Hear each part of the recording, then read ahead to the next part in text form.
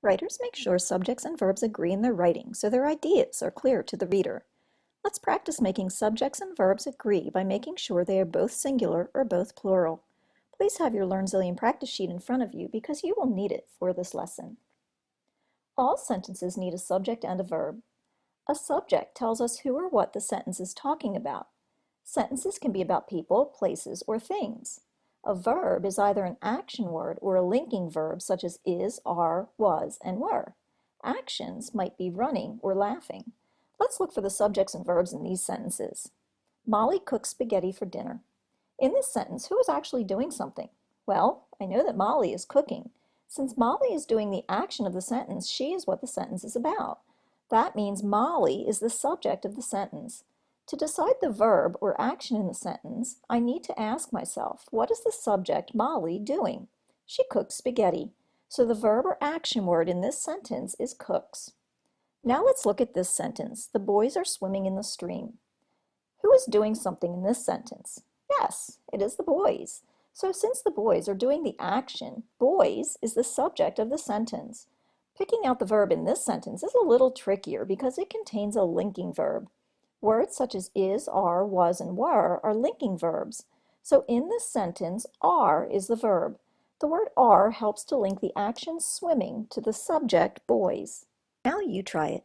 Read the two sentences on your practice page as I read them aloud. The cars race around the dusty track. That apple is ready to be picked from the tree. Underline the subject and circle the verb in each sentence. Pause the video while you work. When you are finished, press play again. In the first sentence, cars is the subject because the sentence is about cars. Race is the verb because this is the action the cars do. In the next sentence, apple is the subject because the sentence is about the apple. This sentence has a linking verb, is. The word is connects the subject to the action part of the sentence. In sentences, subjects and verbs must agree in number. This means if the subject is singular, the verb must be singular. Likewise, if the subject is plural, the verb must also be plural. So how do I know if subjects and verbs are singular or plural? Well, subjects are singular when they represent only one person or thing. For example, one dog or one child are both singular because there is only one of each of them. They are plural when they name more than one person or thing. For example, 3 dogs or 3 children are both plural. Verbs are singular when they are present tense and end in S. For example, walks is singular. Verbs are plural when they name the action of more than one thing or person. For example, walk is a plural verb. It shows action but does not end in S. Linking verbs can also be singular or plural. Is and was are singular verbs. Are and were are plural verbs. Here is a draft of a narrative I have been working on. Listen to the story as I read it aloud.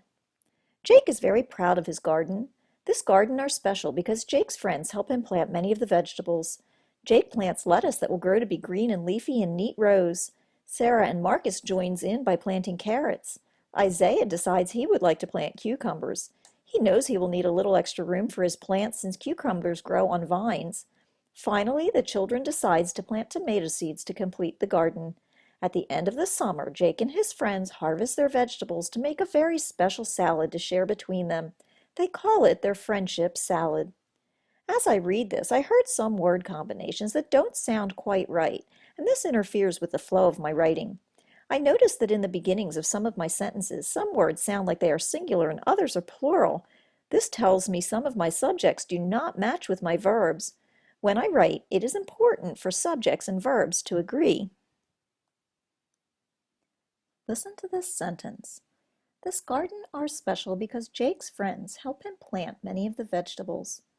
Do you hear how something in the beginning of this sentence does not sound quite right? This is a sentence where I need to think about subject-verb agreement. When I pick out the subject, I am looking for what the sentence is talking about. In this sentence, the words are describing one garden that is special. That makes the garden the subject. Now let me look at the verb I chose. There does not seem to be an action word in this sentence, but I remember verbs can also link the action to the subject. These linking verbs are words such as is, are, was, or were. I see the linking verb are. but I know are is a plural verb. Now I know why my sentence doesn't sound clear. Subjects and verbs must agree in number. That means if a subject is singular, the verb must be singular. So that means this garden, which is the singular subject of this sentence, is paired with a plural verb are. This means my subject and verb do not agree. This sentence would sound much better if it was written with a subject and verb that agreed. Can you help me by revising this sentence on your practice sheet so the subject and verb agree? Pause the video. After you have followed the instructions, press play again. How does this sentence sound now? Does yours say, "This garden is special because Jake's friends help him plant many of the vegetables"? The linking verb is, which is singular, is the correct verb for the singular subject garden. Great work!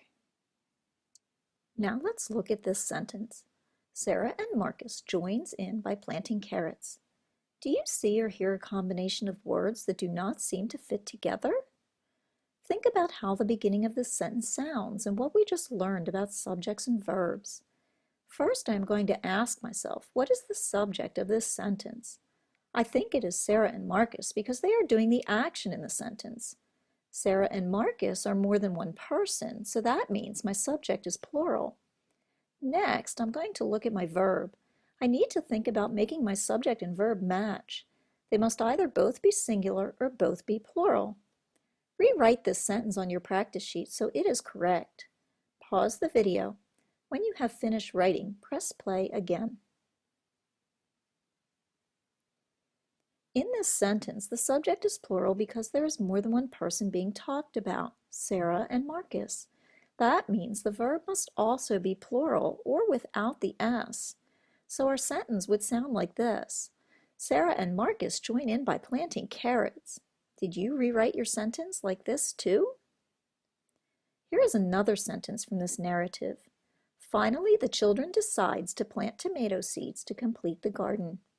How does the beginning of this sentence sound? Ask yourself two questions. What is the subject of the sentence? And did I choose the correct verb? Write this sentence on your practice sheet so the subject and verb agree.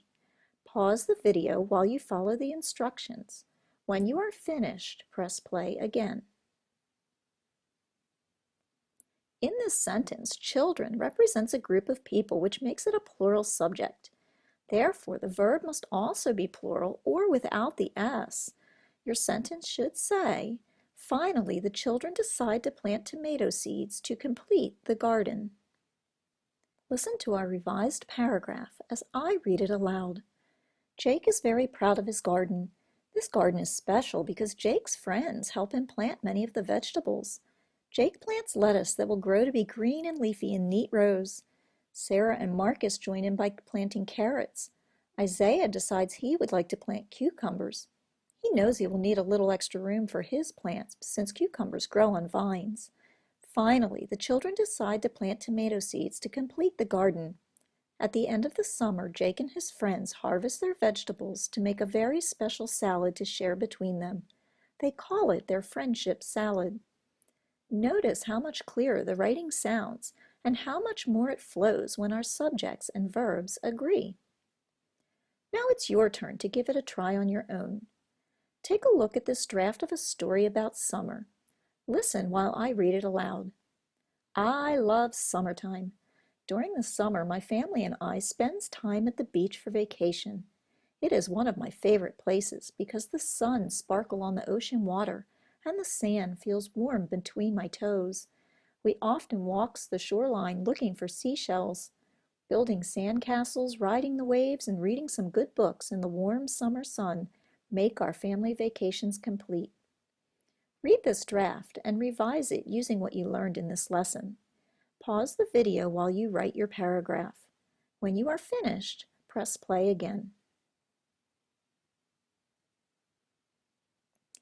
Now look at your own writing and find places where you can make the writing sound and flow better by making subjects and verbs agree. Be sure the subjects and verbs you focus on are either both singular or both plural so that your reader clearly understands your writing. This will make your writing so much clearer for your reader.